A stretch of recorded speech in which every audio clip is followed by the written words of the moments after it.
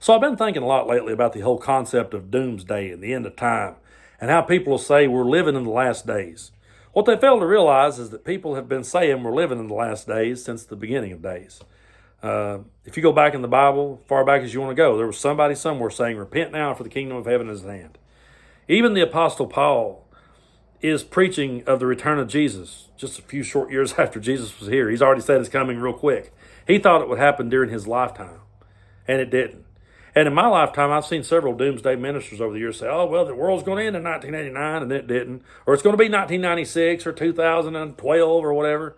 And then they always come back out and say, well, now my math tells me it's going to be another day. But I got to thinking, why is this such a popular concept, and why do people love to use it? Well, it's pretty simple, actually. It's so easy to manipulate people by using the whole doomsday, wrath of God, end of time kind of rhetoric. Because all you have to do is say to people, hey, you better do what's right, you better live for God, or bad things is going to happen to you. Then you just sit back and wait for something bad to happen to the person, whether it be a tornado wipe out their house or whether they get sick.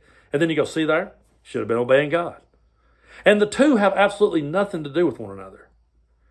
I know this may hit a lot of people the wrong way, but I don't think there's a meaning of life.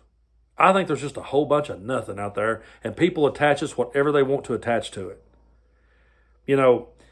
Whatever happens to me in my life, it just happens. Like Forrest Gump says, shit happens sometimes. That's it. That's all that happens.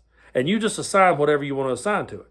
Because I guarantee you, if I slipped and hit my head tomorrow, there will be people going, we're pulling for you, Brando, we love you. There'll be a whole lot of people saying, see there, you should have been talking that liberal shit on your Facebook page. People just attach us whatever they want to it.